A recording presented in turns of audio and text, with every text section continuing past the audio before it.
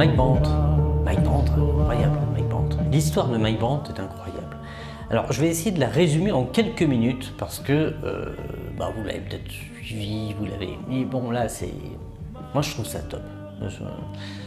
Ce type-là, il est chanteur israélien, voilà. Et il se fait découvrir par Carlos. En fait, pas tout à fait. En fait, il se fait découvrir par Carlos et Sylvie Vartan. Alors, il faut savoir qu'en 68, à peu près 68-69, c'est l'époque où ils vont donner des concerts dans le Proche-Orient. Donc, je crois qu'il y avait effectivement des concerts en Israël. Et c'est des concerts de Sylvie Vartan. Il faut savoir que Carlos, en fait, c'est son secrétaire. C'est un pote à Johnny Hallyday, c'est un pote à Sylvie Vartan et c'est surtout le secrétaire de Sylvie Vartan. Il n'est pas chanteur. À la base, Carlos n'est pas chanteur. Et pour une raison quelconque, il fait une petite chanson qui s'appelle 2 minutes 35 de bonheur et c'est les débuts de Carlos. Voilà. C'est les débuts de Carlos dans la chanson. Voilà. Dans les années 70, il fera Pic Pisou, il fera des années 80, il fera des tas de trucs géniaux, mais pour l'instant, il n'est pas très connu, il est secrétaire. Voilà. Et il rencontre Mike Brandt, il trouve qu'il est génial et il leur donne leur numéro de téléphone et puis ils disent à Mike Brandt, si tu viens à Paris, tu nous bigophones, tu nous appelles et puis on se fera une bouffe, quoi.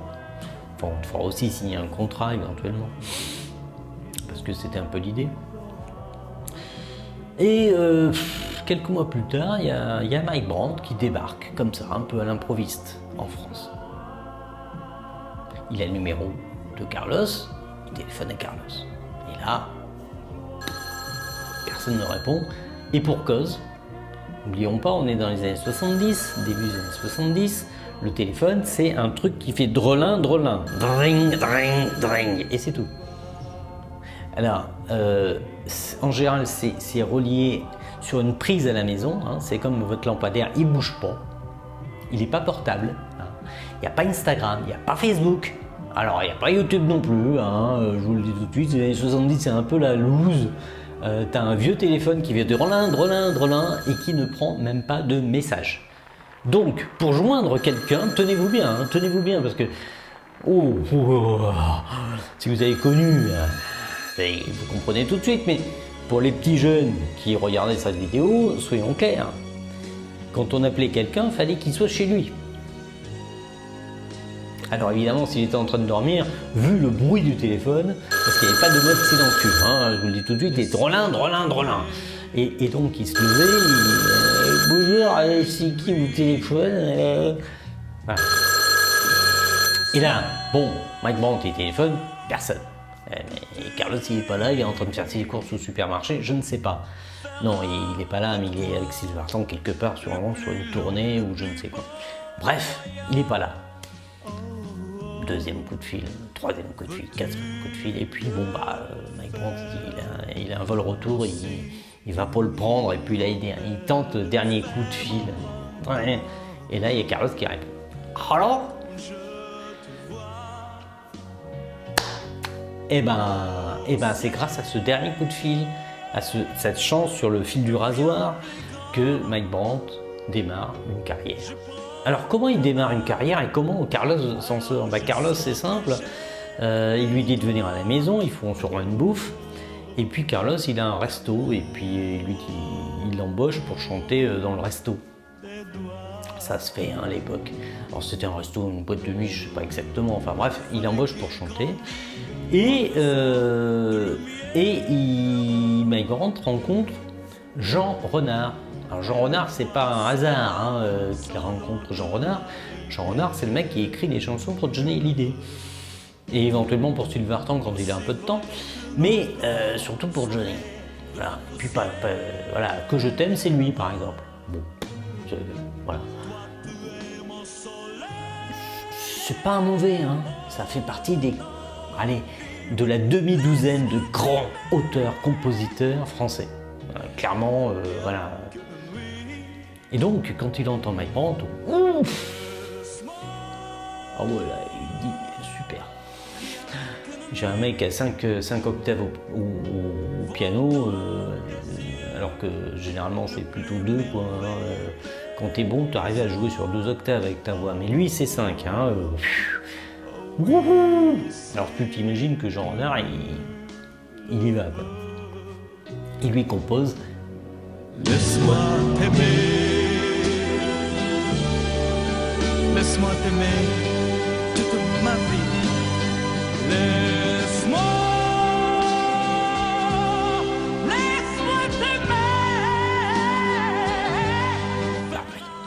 Ah oui, c'est la chanson qui lance Mike Brandt et qui va devenir sa carte de visite partout. C'est un truc incroyable. Très belle chanson. Hein. 6 mois il faudra. 6 mois pour que Mike Brandt apprenne la chanson. Ah oui, c'est long. C'est long, 6 mois. Ouh. Alors une fois lancé, Mike Brandt, il est lancé. Il est lancé assez rapidement et ça fonctionne. Et il continue à faire des tubes et des machins, et voilà, il fait des galas, il a un accident de voiture, évidemment, comme tout le monde. Hein. Qui n'a pas eu d'accident de voiture dans la variété française, hein, je veux dire, Rick Casaraï, Serge Lama, Johnny Hallyday, Sylvie Vartan, tout le monde. Bon, lui, il a un petit accident, il a de la chance. Ça fait de la une des journaux aussi, puisque Jean Renard, il lui écrit des chansons, mais il est aussi producteur. Et puis il est un bon marketeur aussi sur les trucs. C'est quelqu'un qui sait faire de la promotion, qui connaît le truc. Donc qu'est-ce qu'il va faire? Il va à l'hôpital, il met des pansements supplémentaires sur Mike Brandt, il fait des photos. Et puis Mike Brandt, il est très malade et tout. Bon. Bref, ça se passe super bien, jusqu'au jour où Dalida lui propose de faire la première partie de son Olympia. Et là, Mike Brandt accepte. Et je sais pas ce qui arrive à Jean Renard, mais il est furax. C'est trop tôt, il faut pas, machin. Bref, Jean Renard dit, c'est fini. Prends les bobines, les enregistrements, paf, il s'en va. C'est pas très clair pourquoi il fait ça. La seule explication que j'ai, et qu'il n'a jamais osé donner, Jean Renard, c'est que Dalida était sous contrat Barclay, encore à l'époque. Il n'était pas encore passé sous... Voilà. Et je pense que Jean Renard a très peur que Mike Brandt aille signer chez Barclay. Et pourtant, là, il rend les bobines et tout ça, et donc, grosso modo, il peut signer n'importe où. Bref. Et à ce moment-là, il y a un producteur qui arrive, il s'appelle Weinstrop, il parle hébreu, ça c'est assez pratique, et il fait signer Mike Brandt avec une proposition incroyable. 4 millions de francs, 15-30% sur les disques, enfin un truc que personne ne peut se permettre.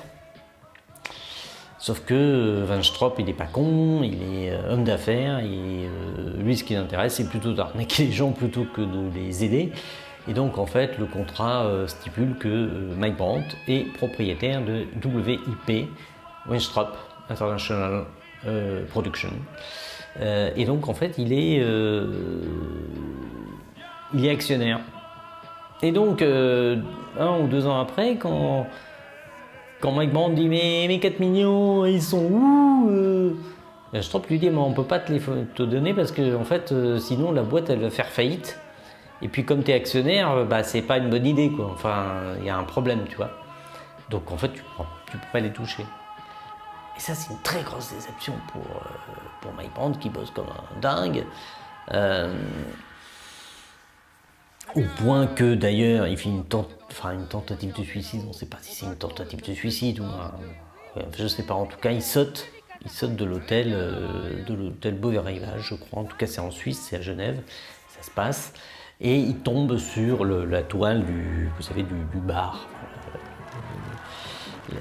La toile qui protège la terrasse du bar, grosso modo. Et ça amortit bien le choc. Enfin, il fait quand même 6 mois d'hôpital. Hein. Bien embauché, ouais, j'ai les côtes cassées. Bon, il s'en sort, mais enfin, là par contre, c'est plus sérieux que son petit accident de voiture. Et l'un dans l'autre, il ne faudra pas beaucoup de temps parce que juste après, enfin, il enregistre encore, il enregistre surtout Feelings.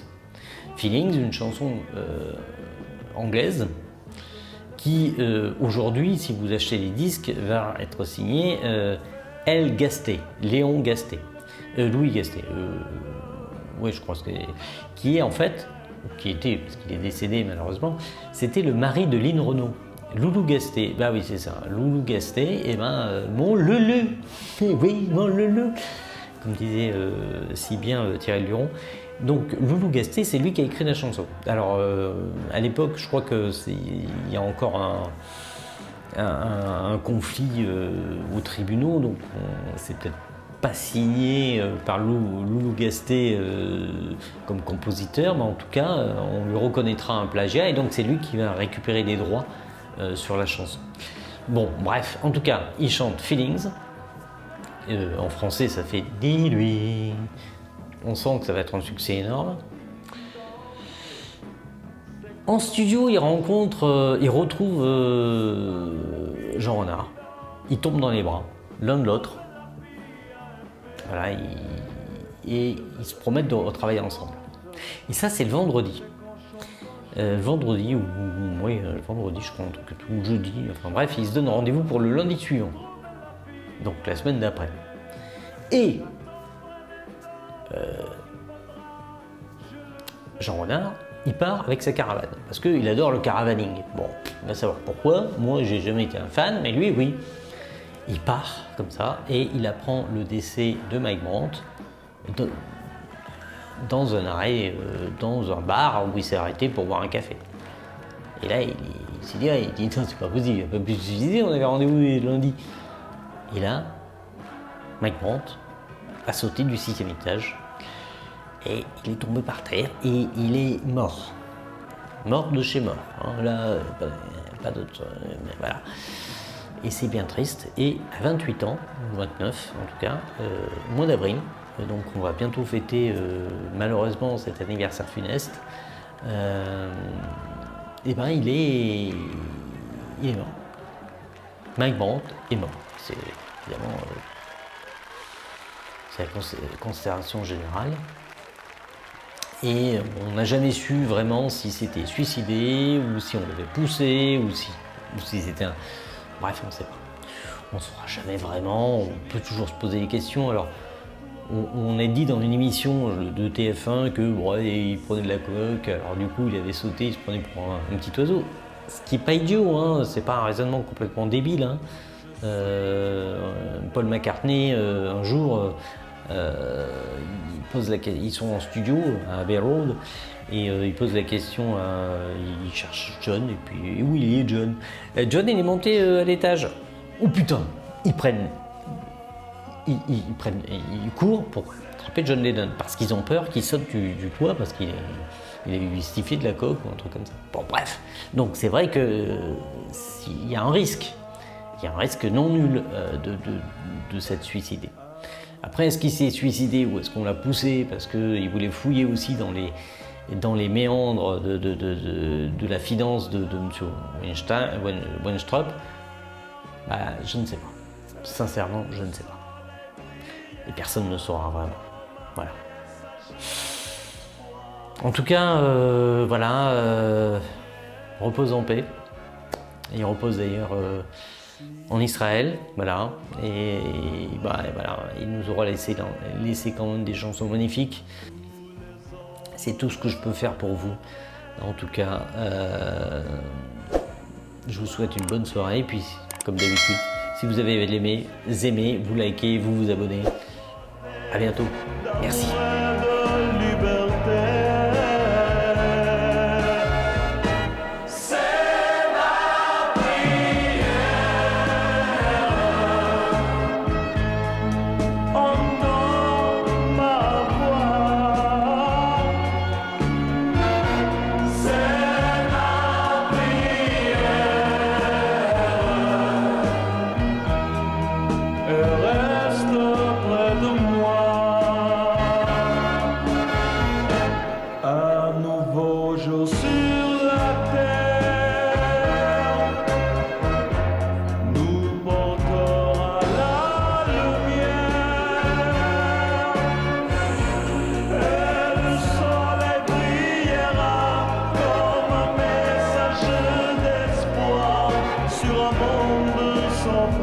cœur.